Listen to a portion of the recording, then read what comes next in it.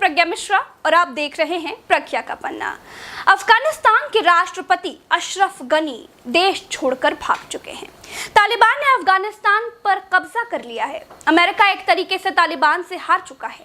अफगानिस्तान के नए राष्ट्रपति अब मुल्ला अब्दुल गनी बरादर हो सकते हैं।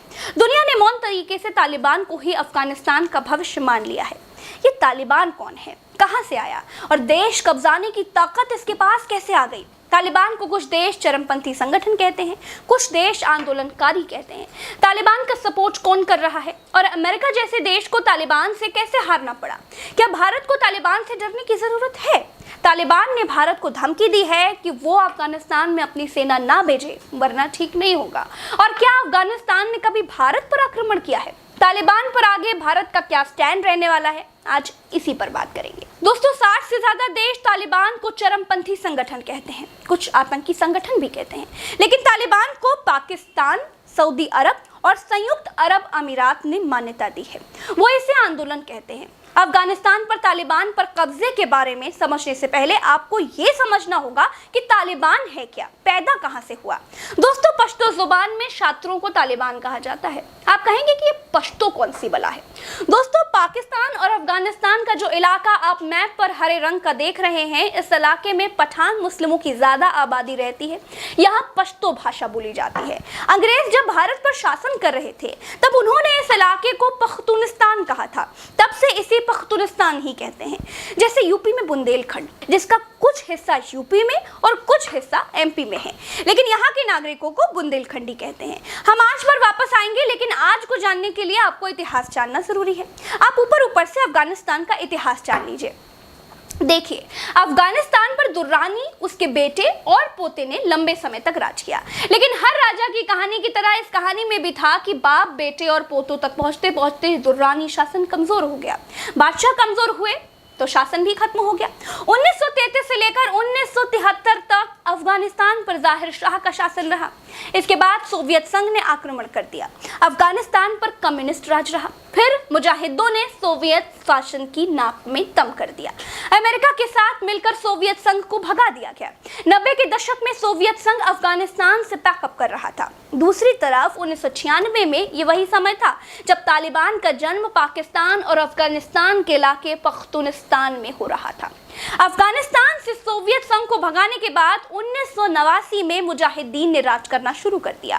अफगानिस्तान के राष्ट्रपति बने बुरहानुद्दीन रब्बानी। सोवियत सैनिकों के जाने के बाद अफगानिस्तान के आम लोग मुजाहिदीन की जातियों और आपसी संघर्ष से काफी ऊब गए थे।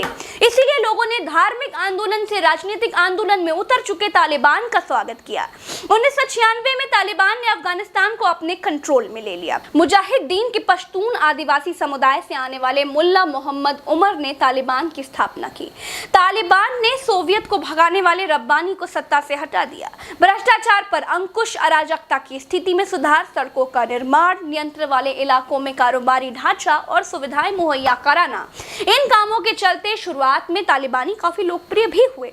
शुरुआत में अफगानिस्तान में तालिबान का स्वागत और समर्थन किया गया। ये माना गया था कि तालिबान अफगानिस्तान में मौजूद भ्रष्टाचार और पटरी से उतर चुकी अर्थव्यवस्था को ठीक कर देंगे। इसके लिए तालिबान ने धीरे धीरे कड़े इस्लामिक नियम लागू कर दिए। चोरी से लेकर हत्या तक दोषियों को सरेआम मौत की सजा दी जाने लगी। समय के साथ रूढ़िवादी कट्टरपंथी नियम थोपे जाने लगे। टीवी और म्यूजिक को बैन कर दिया गया। लड़कियों को स्कूल जाने से मना कर दिया गया। महिलाओं पर बुर्का पहनने का दबाव बनाए जाने लगा। सजा देने के तरीके और क्रूरता से तालिबान से लोग डरने लगे। तालिबान शब्द से लोग धीरे धीरे खौफ खाने लगे। धीरे धीरे तालिबान लोगों के दिलों से उतर गया। और फिर तभी आ गया साल 2001, जब अमेरिका के वर्ल्ड ट्रेड सेंटर पर आतंकी हमला हो गया। तालिबान फिर से सुर्खियों में आ गया। अलकायदा सरगना ओसामा बिन लादेन को अमेरिका खोजने लगा। तालिबान ने ओसामा को पनाह दी थी। अमेरिका ने तालिबान से लादेन को सौंपने के लिए कहा था, लेकिन तालिबान ने इनकार कर दिया। इसके बाद अमेरिका ने अफगानिस्तान में घुसकर मुल्ला ओमार की सरकार को गिरा दिया। ओमार और बाकी तालिबानी नेता पाकिस्तान भाग गए। हामिद करजाई को अफगानिस्तान का राष्ट्रपति बनाया गया। 2004 में हामिद करजाई अफगानिस्तान के चुने हुए राष्ट्रपति बने। 2014 में अशरफ गनी अफगानिस्तान के राष्ट्रपति बने। तब से वही अफगानिस्तान के राष्ट्रपति थे। तालिबान ने अफगानिस्तान पर कब्जा किया तो अशरफ गनी अपनी टीम के साथ अमेरिका भाग गए। अब तालिबान चाहता है कि कोई भी दूसरा देश अफगानिस्तान में अपनी सेना उतारकर तालिबान को चुनौती ना दे। इसीलिए उसने भारत को भी धमकी दी है कि अगर भारत ने तालिबान में सेना भेजी तो अंजाम ठीक नहीं होगा। कहते हैं तालिबानी संगठन में 85,000 लड़ाके हैं। करीब 20 साल से तालिबान के साथ चल रही जंग अमेरिका हार कर लौट चुका है। मुल्ला शिरीन अफगानिस्तान के गवर्नर बन चुके हैं, बिरादर राष्ट्रपति बन सकते हैं। अफगानिस्तान से भागने के लिए लोग फ्लाइट्स में लटक कर उड़ान भर रहे हैं। एक तस्वीर तो ऐसी भी आई कि लोग फ्लाइट के टायरों में लटक कर उड़ गए, आसमान में पहुंचकर नीचे जमीन में गिर गए। तालिबान के गवर्नर का कहना है कि अफगानिस्तान में शांति जल्दी बनाई जाएगी। दोस्तों, इस वीडियो में इतना ही। चलते हैं। राम राम, दुआ सलाम, जय हिंद। दोस्तों, ट्विटर पर मुझे @प्रज्ञा लाइव नाम से खोज कर फॉलो कर लीजिए। ना खोज पाएँ तो लिंक डिस्क्रिप्शन में है, क्लिक करके जाइए, फॉलो कीजिए और कमेंट करिए।